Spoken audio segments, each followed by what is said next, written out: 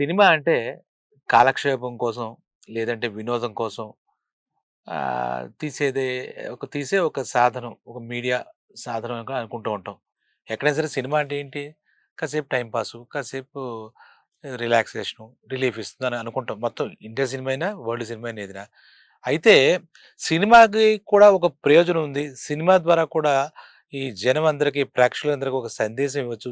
Cinema ద్వారా జనంలో ఒక చైతన్యం తీసుకురావచ్చు. ఒక స్ఫూర్తిని కలిగించొచ్చు. ప్రేరణ కలిగించొచ్చు అని కూడా కొంతమంది ఆలోచిస్తుంటారు. అంటే సినిమా అందుకోసం కాకపోయినా కాసుల కోసం, కమర్షియల్ వాల్యూస్‌తోనే సినిమాలు తీసినా కూడా మధ్యలో ఏంటంటే ఈ సినిమా ద్వారా చాలా పవర్‌ఫుల్ మీడియా ఇది. ఈ మీడియా ద్వారా ప్రతి ఒక్కళ్ళు కూడా చాలా ఓన్లీ ఎంజాయ్ చేసి వదలరు. ఆ హీరోలని దేవుళ్ళలాగా కొలుస్తారు.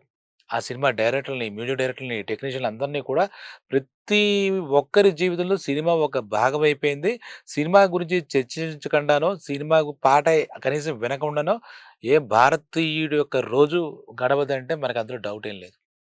అటువంటి సినిమా విషయంలో కొంతమంది ప్రయోగాత్మక చిత్రాలు, ప్రయోజనాత్మక చిత్రాలు తీసే అరుదైన వ్యక్తులు కొంతమంది ఉంటారు. వాళ్ళు కమర్షియల్ సినిమాలు చేస్తూనే ఒక ఫేమస్ హీరోస్‌గా, స్టార్ హీరోస్‌గా చలామణి అవుతూనే చాలా ఇమేజ్ సంపాదించి కూడా ఆ ఇమేజ్ చట్రంలో ఇరుక్కోకుండా ఏదో ఒకటి చెయ్యాలి అనే తప్పించే అటువంటి వ్యక్తుల్లో అమీర్ ఖాన్ టాప్ 3లో ఉంటాడన్నా డౌట్ లేదనమాట. అమీర్ ఖాన్ బాలీవుడ్ నటుడు. అసల ఒకప్పుడైతే లవర్ బాయ్. అమ్మాయిల గుండెల్లో, యువతుల గుండెల్లో కలకలం లేపినటువంటి లవ్ క్యారెక్టర్స్ చేసి ఆహ్, లవర్ బాయ్‌లాగా చాలా కాలం వేడాడు. అటువంటి అమీర్ ఖాను అతని ఆలోచన ధోరణిలో సమాజానికి ఏదో చేయాలి, సమాజంలో ఉన్న రుగ్మతలు బయట పెట్టాలి, లేదా యువతకి ఏదైనా సందేశం ఇవ్వాలి అని చెప్పేసి ఆయన ధోరణి మారినప్పటి నుంచి గనక చూస్తే అమీర్ ఖాన్ నుంచి వచ్చిన సినిమాలు అంటే సోషల్ ఎలిమెంట్స్ ముఖ్యంగా సమాజ దృక్పథంలో మార్పు తీసుకురావాలి. మనుషుల్లో మార్పు తీసుకురావాలి. ఈ సినీ మాధ్యమం ద్వారా నేనేం చెప్పగలను ఉద్దేశంతో ఇంతకు ముందు కూడా తీస్తే అతని కెరీర్‌లో తీస్తే చాలా సినిమాలొచ్చాయి. 'త్రీ ఇడియట్స్' అని ఒక సినిమా వచ్చింది. ఆ 'త్రీ ఇడియట్స్‌లో' చదువుకుంటే ఇంజినీరింగ్ స్టూడెంట్స్‌లో ఉన్న ఆలోచన ధోరణి ఎవరు ఎందులో అయితే అందులో రాణిస్తారు తప్పితే వాళ్ళ మీద మనం రుద్దక్కలేదు.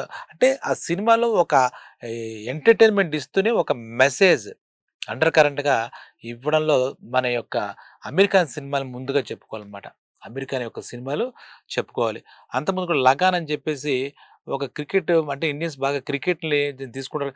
చాలా వినూత్న కథనాలు, విభిన్న కథనాలు, జనాల్లో కదలిక తీసుకొచ్చే కథనాలు తీసుకొని అది చాలా రిస్క్ అది.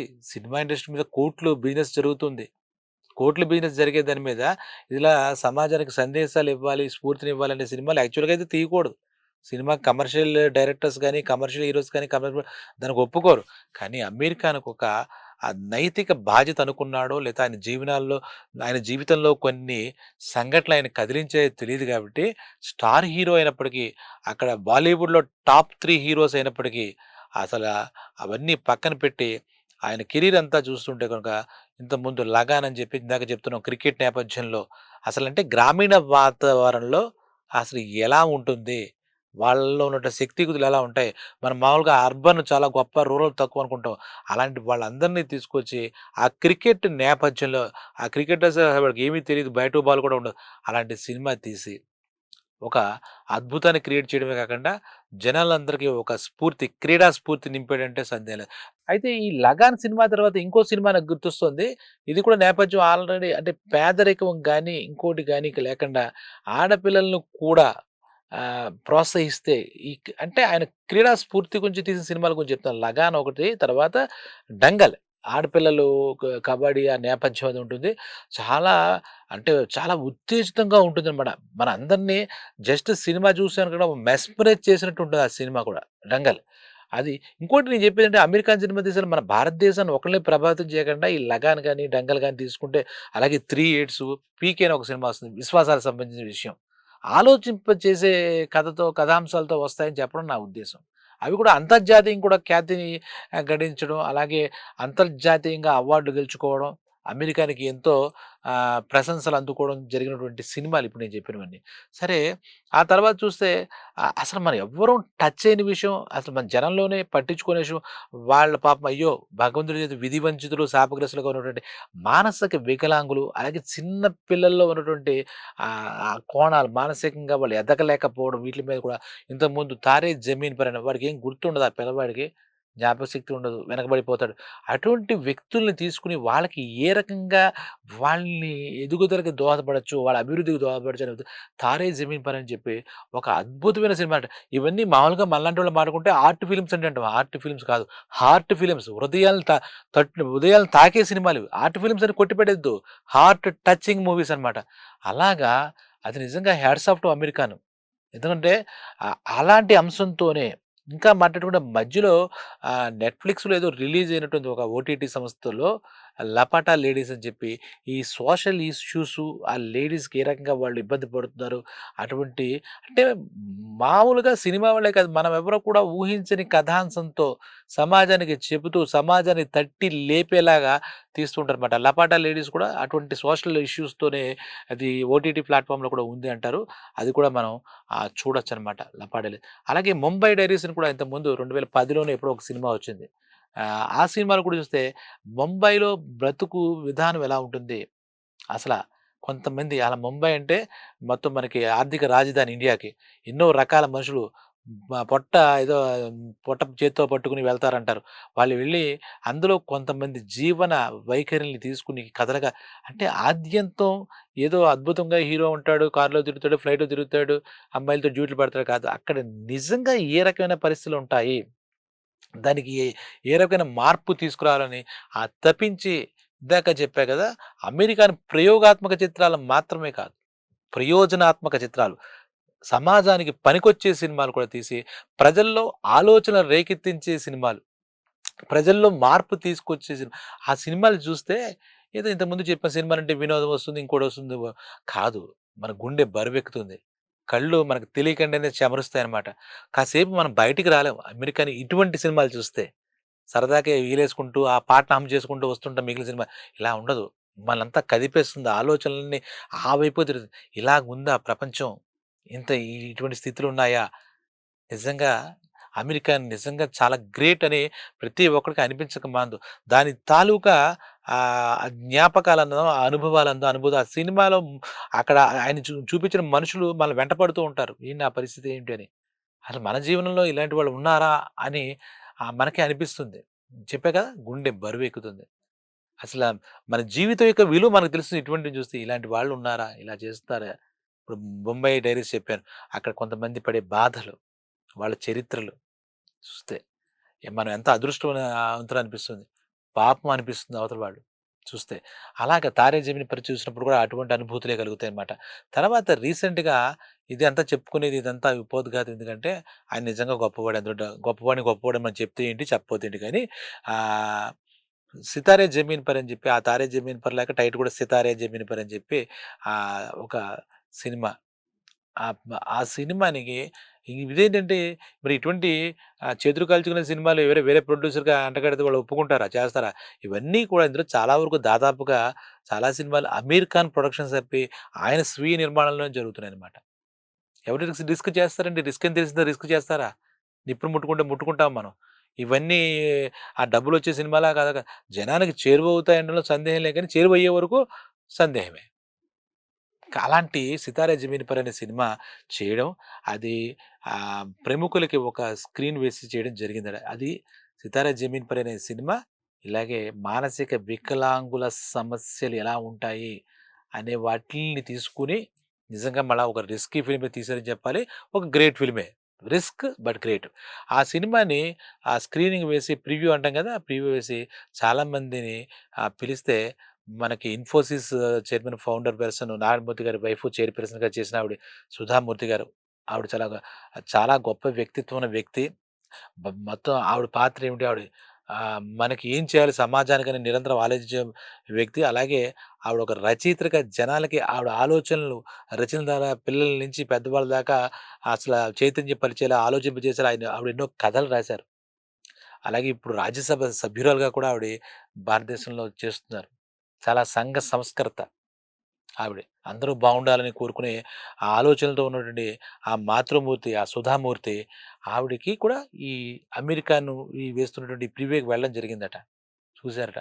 ఆవిడ నిజంగా ఆవిడ కళ్ళనీళ్ళ పర్యంతం అయ్యారన్నమాట.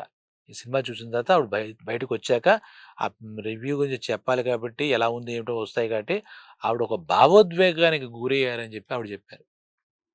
సినిమాని అందరూ యాక్చువల్లీ సినిమా ఆవిడేం సినిమాలు చూసి సినిమాకి ప్రమోటర్‌గా వచ్చే అటువంటి మనిషి కాదు ఆవిడ. సినిమాలు చూసేంత సమయం కూడా దొరకదు. అమెరికాన్ గారు పిలిచారు కాబట్టి చూడడం గౌరవప్రదంగా చూసారు. చూసిన తర్వాత ఈ సినిమా సమాజంలో చాలా మార్పులు తీసుకువస్తుంది. పెను మార్పులు తీసుకొస్తుంది. ఈ సినిమాని తప్పకుండా అందరూ చూడాలి. ఇందులో అమెరికాను స్పృశించిన అంశం మానసిక వికలాంగులకు సంబంధించిన సమస్యలన్నీ ఆళ్ళ హృదయాన్ని కదిపేశాయి. అసల అది ఇటువంటి మార్పు తీసుకొచ్చే సినిమాలు రావాలి. అందరిని ఆలోచింపజేస్తుంది. అందరిలోనూ మార్పొస్తుంది. అసల మానసిక వికలాంగుల పట్ల మన ప్రవర్తన ఎలా ఉండాలి? వాళ్ళు పెంచడంలో ఎలా ఉండాలి? వాళ్ళని ఎలా పెంచాలి? వాళ్ళని ఎలా చూసుకోవాలి? భగవంతుడి చేత నిరాదరణకు గురి కాబడి, ఆ విధి చేత వంచింపబడిన పిల్లలు వాళ్ళ పుట్టుక వాళ్ళకేం తెలుస్తుందండి? మానసిక వికలాంగులు. ఈ సినిమా అందరూ అలాంటి మానసిక అంటే మెంటల్లీ ఛాలెంజ్డ్ అంటున్నాం గదా! ఛాలెంజ్డ్ పర్సన్‌కి ఎటువంటి చేయూతనివ్వాలి? ఎలా బాసటగా నిలవాలి అనేది తెలుస్తుంది. ఖచ్చితంగా మనందరినీ అందరిలో మార్పొస్తుంది. ఆ సినిమా చూస్తే మన గుండె బరువెక్కడం ఖాయం. మన జీవన శైలిలో మార్పు వస్తుంది. మన జీవన విధానంలో కూడా ఈ సినిమా చూస్తే మార్పొస్తుంది. నాకిదొక అద్భుతమైన అనుభవం అని చెప్పి ఆవిడ భావోద్వేగంతో ఆ సుధామూర్తి గారు చెప్పారంటే, ఇది ఇంక ఆ సినిమాకి అంతకు మించిన కితాబు లేదనమాట. తప్పకుండా ఇదేమిటి ఇది, ఇది ఏదో అమెరికన్ సినిమా అట, ఇది పలానాట, ఇది ఇలాట, ఇది ఆ డైరెక్టర్ అట, ఇందులో ఇది అందరి సినిమా. బాధ్యతగా తీసుకోవాలి. సినిమా కూడా జనాన్ని కదిలిస్తుంది, కదిపేస్తుంది, కుదిపేస్తుంది, ఆలోచింపజేస్తుంది, స్ఫూర్తినిస్తుంది, ప్రేరేపిస్తుంది. మనందరికీ ఉపయోగపడుతుంది. మార్పు వస్తుంది సమాజంలోనే. ఆవిడ చెప్పిన మాటల సారాంశాన్ని మనం అర్థం చేసుకోవాలి. ఇది అమెరికానికి డబ్బులొస్తాయనో, అమెరికానికి ఏదో పేరొస్తుందనో, అమెరికానికి ఏదో అవార్డొస్తుంది. ఇది అమెరికన్ సినిమా కాదు. మన సినిమా. మన కోసం తీసిన సినిమా అని మనం భావించాలి. దీనికి నేను కూడా ప్రమోషన్ ఇస్తున్నాను కాదు. ఆ మంచికి ఎప్పుడు కూడా మనం వత్తాసు పలకాలి. ఎన్నో సినిమాలు చూస్తాం అన్ని చోట్ల.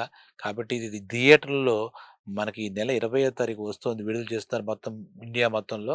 ఖచ్చితంగా అందరూ చూడాలి.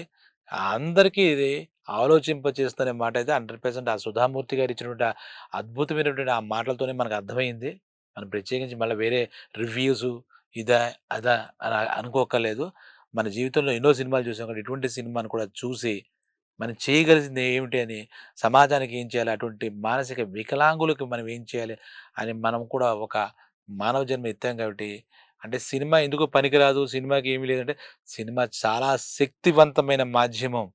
జనాలకు అత్యంత దగ్గరగా చేరువైన మాధ్యమం.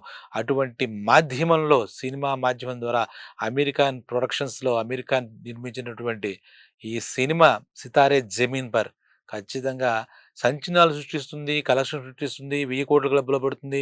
అవన్నీ నేను చెప్పట్లేదు. కొన్ని కోట్ల హృదయాలను కదిలిస్తుందని మటుకు నేను నేను కూడా సుధామూర్తి గారి మాటకి నేను ఆహ్, వినమ్రంగా చెబుతూ, ఆవిడ మాటని నేను మరొకసారి చెప్తూ కొన్ని కోట్ల హృదయాలకు కలిగిస్తుంది. కనీసం కొన్ని వేల మందైనా సరే మానసిక వికలాంగులు, మెంటల్లీ ఛాలెంజ్డ్ పర్సన్స్‌కి సాయం చేసే దిశగా సమాజంలో వాళ్ళని కూడా మన సాటి మనుషులుగా నిలబెట్టడా అనే పూనుకునేటట్టుగా కూడా చేస్తుంది నేను ఖచ్చితంగా చెప్పగలను. అమీర్ ఖాన్‌కి అంటే ఈ సినిమా ఇంకా డీటెయిల్స్ అంటే ఈ డీటెయిల్సే ఇవి. ఈ సినిమా కథైనా, కథనమైనా ఇదే. మహానుభావులు ప్రసన్న కుమార్ అని చెప్పి తమిళ్ ఫిల్మ్ మేకరు ఈ సినిమా చేసినట్టుగా, డైరెక్ట్ చేసినట్టుగా అర్థమవుతుంది. జెనీలియా డిసోజా అనే ఒకప్పుడు అందాల తార ఈ సినిమాలో అమీర్ ఖాన్‌తో కలిసి చేసినట్టు ఇంకా చాలా మంచి కాస్టింగ్ ఉంటుంది. సినిమా ఎందుకంటే హృద్యంగా ఉంటుంది. హృదయానికి అద్దుకునేటట్టు ఉంటుంది. మనలో వేరే రకంగా ఏమి అనిపించదు భావాలు. ఇది. ఖచ్చితంగా హృద్యంగా ఒక మలిచిన సినిమా, మనలో మన సమాజంలో ఉన్నటువంటి మన తోటి సోదరులు, మానసికంగా బాధపడుతున్నటువంటి వాళ్ళందరి గురించి చెప్పినటువంటి సినిమా. ఖచ్చితంగా అందరూ చూసి తీరాలి. అమీర్ ఖాన్‌ని కూడా అభినందించి తీరాలని చెప్పి ఆ మహాతల్లి సుధామూర్తి చెప్పారు. కాబట్టి ఆవిడ మాటతో ఏకీభవిస్తూ నేను కూడా అందరిని రిక్వెస్ట్ చేసేది ఒకటే 'సితారే జమీన్ పర్' థియేటర్‌లో జూన్ 20వ తారీఖు వస్తుంది. అందరం వెళదాం. ఆ అనుభూతిని సొంతం చేసుకుందాం అంతే. ఇంకేదో నేను వినోదాన్ని సొంతం చేసుకున్నా. ఆ అనుభూతిని, ఆ అనుభూతి ఏంటంటే వినోదానికి మించిన స్థాయిలో ఉంటుంది ఒక్కసారిగా. మన వినోదాన్ని మించిన స్థాయిగా ఉంటుంది.